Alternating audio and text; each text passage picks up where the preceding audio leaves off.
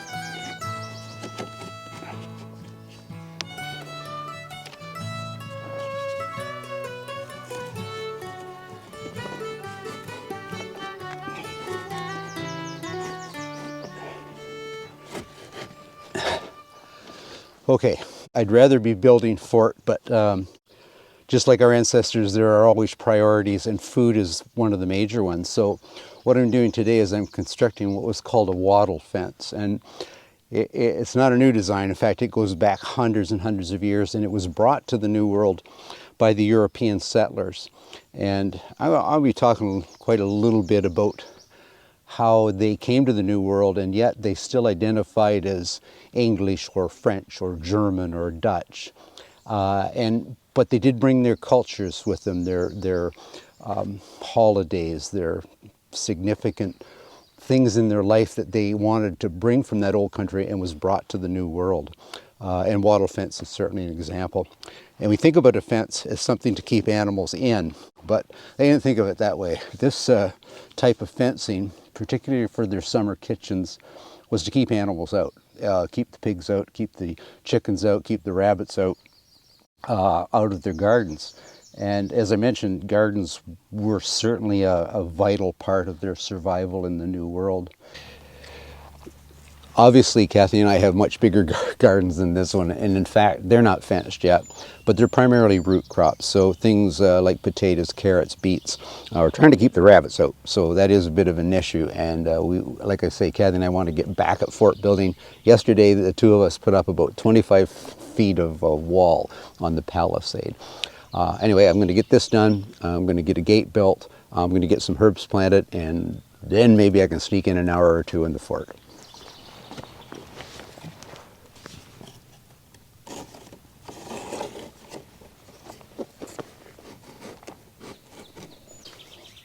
This is an interesting material here. This is called red osier, and it was a popular material that natives used in a combination of things that they called kinnikinnick, and it was for pleasure smoking. So they'd take the outer bark off, and you can see the greener inside. They'd take that plus dried mullein leaves and bearberry plants. They'd dry them all, mix it all together, and it was for pleasure smoking, where tobacco was more often than not used for ceremonial purposes. Anyway, and it's also very pliable for wattle fencing.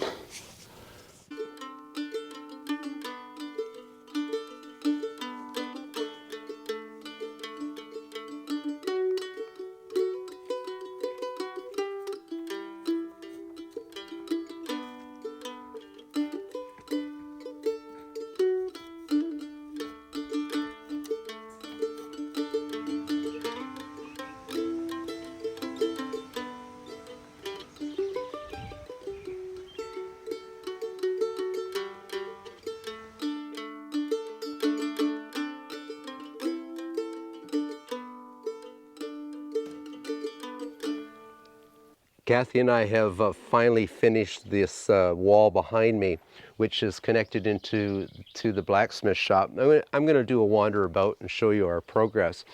I thought I have to talk a little bit of history. But my wee bit of history today is actually massive. I'm going to talk about events that profoundly changed the world. And they all start with three little ships making their way across the Atlantic Ocean in 1492, where Columbus lands in what we know as the Western Hemisphere today. And if we think about continental drift, millions of years ago when this took place, both those hemispheres, well, the new hemisphere being the Western Hemisphere, evolve at a totally different rate. Their soils, their weather, their foods, their animals. And by that simple voyage in 1492, they're going to reunite those two continents. And it is an explosive period of time, particularly during the 15th and 16th century with the transatlantic movement of ships, people, culture, things like wattle fences. Anyway, I'm going to go take a walk about.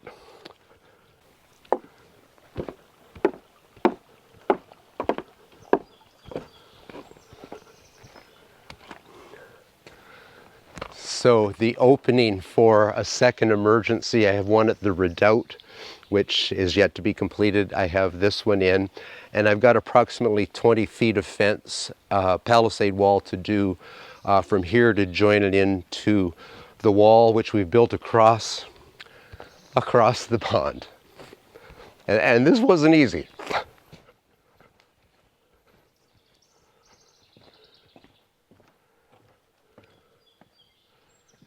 So initially, this was also going to be palisade wall, and Kathy said she would prefer to see the pond. I said, well, what kind of fortification would it be if I just leave this section open? So we've, I think Kathy used the term picture perfect. I would build her a picture frame here, window. And the block I have here, what will happen is I'm going to mount the 1-inch swivel gun that my good friend Bob Miller gave me. And that will defend out across this pond. In fact, I would pity anybody coming out of that woods with the intent of harming anyone inside of Kelly's station. Anyway, and let's see, we'll keep going here.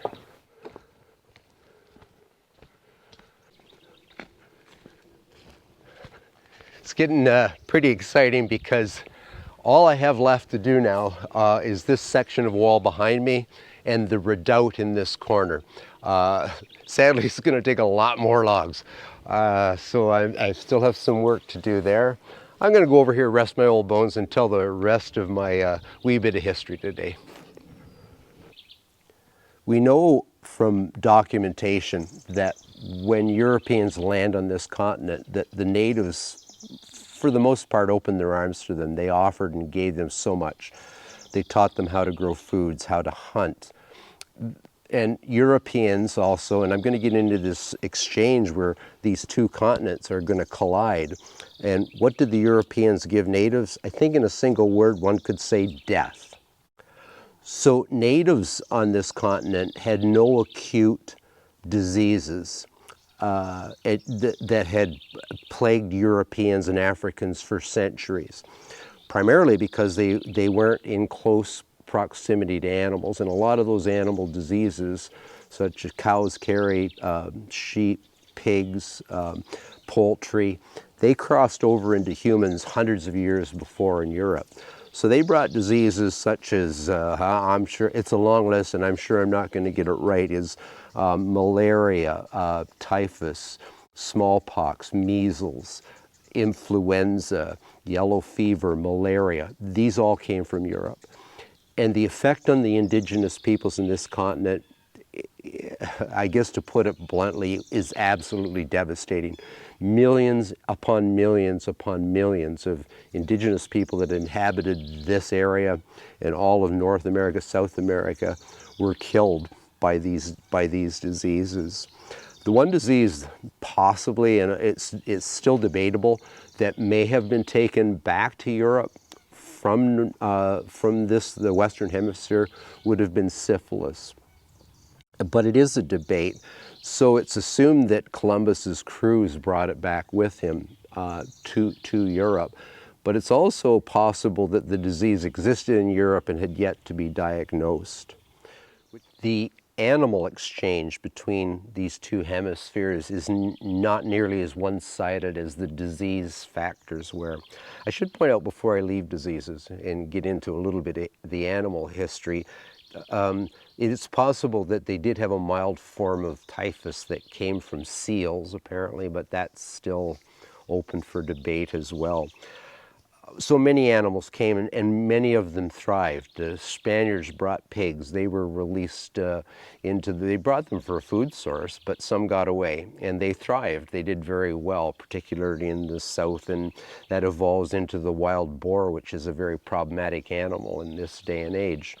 Cattle thrived in this environment. But the single animal that would dramatically change this hemisphere and had changed the world as we know it in Europe is the horse. And we think about how it changed entire native cultures, the ones that went from more woodland type Indians, and we think about the Plains Indians and these natives riding through the herds of bison and harvesting them.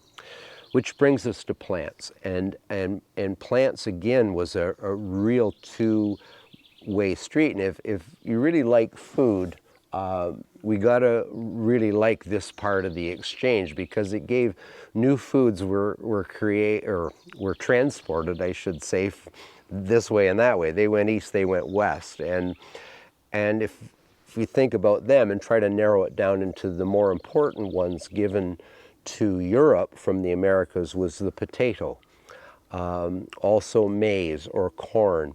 Both of those foods have become staples of the world. They feed more people, with perhaps the exception of rice, than any other food. But from the Americas, we got things like tomatoes, chili peppers. It's a long list. Rice did come to the North American continent from Europe, and it did very well in the South. At one point, the Americans, once they figured out how to create levees and actually grow rice, were shipping back to Europe millions of tons of rice annually. Tobacco was an interesting crop that went to the east and was at first thought very poorly of, but eventually became known as having medicinal qualities. It's one of those very addictive substances that in a very short period of time had addicted the world's population. And I guess one could argue that it's probably killed or responsible for killing more people over time than all those diseases brought from Europe back in the 15 and 1600s. The other thing that's going to happen in the world, and this is a sad reflection on our history as a continent, as a people, as a society, as humans, was the slave trade. So the big items requiring slave labor would have been rice, tobacco, cotton. Those were the larger ones that were very labor intensive at the time and required a lot of manpower. The number of peoples that were captured, brought across the Atlantic Ocean to the Caribbean, to South America, Mexico, North America, outnumbered by far the number of white European immigrants onto this continent. And that is another, as I said, sad side effect, I guess, of that movement of goods and plants and animals, and I go on and on. Anyway, I got fort to build, so I think I'm going to hang up my musket. There doesn't seem to be any nefarious activity about, and see if I can get a couple more palisade logs up.